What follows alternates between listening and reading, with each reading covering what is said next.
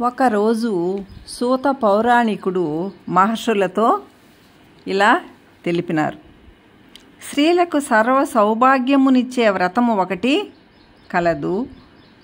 పరమేశ్వరుడు పార్వతీదేవికి చెప్పారు. ఆ కథను నేను మీకు తెలుపుతాను అని అన్నారు.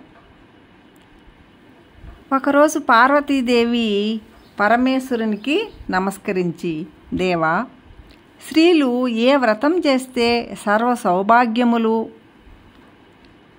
ఉంటారు అని, అట్టి వ్రతం ఉంటే తెలపండి స్వామి అని అన్నది. అప్పుడు పరమేశ్వరుడు, స్త్రీలకు సౌభాగ్యమునిచ్చే వ్రతం ఒకటి ఉన్నది అని ఇలా చెప్పసాగినారు.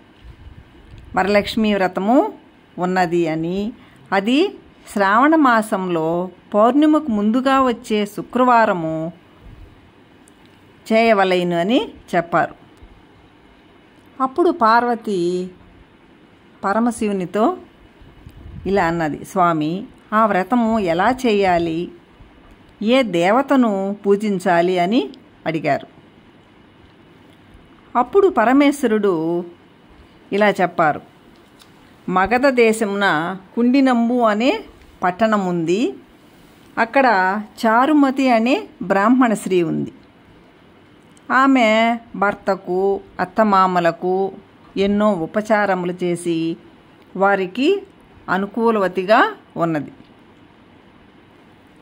ఆమెకు ఒకరోజు రాత్రి కలలో వరలక్ష్మీదేవి కనిపించి ఇలా అన్నారు, నీ యందు నాకు అనుగ్రహం కలిగింది.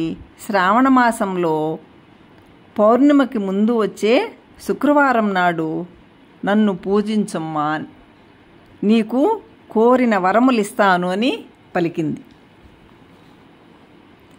చారుమతి వరలక్ష్మీదేవికి కలలోనే ప్రదక్షిణం చేసి ఈ విషయమును భర్తకు, అత్తమామలకు, బంధువులకు, స్నేహితులకు తెలిపింది. అప్పుడు వారు శ్రావణ మాసంలో పౌర్ణిమకు ముందు వచ్చే శుక్రవారము వరలక్ష్మి వ్రతము చేయమని చెప్పారు.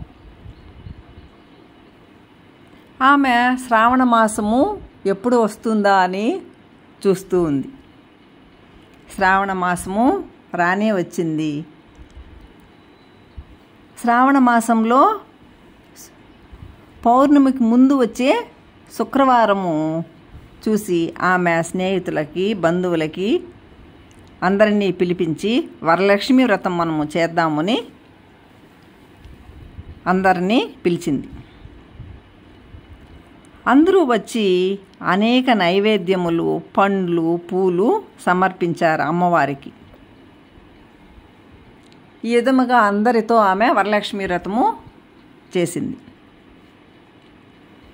తరువాత వాళ్ళు పూజ అయిన తర్వాత అమ్మకి ఒక్క ప్రదక్షిణం చేస్తే వాళ్ళ కాళ్ళకు గజ్జెలు, ఆభరణాలు వచ్చాయి. అమ్మ మళ్ళా రెండవ ప్రదక్షిణ చేశారు అమ్మకి. అప్పుడు చేతులకు గాజులు.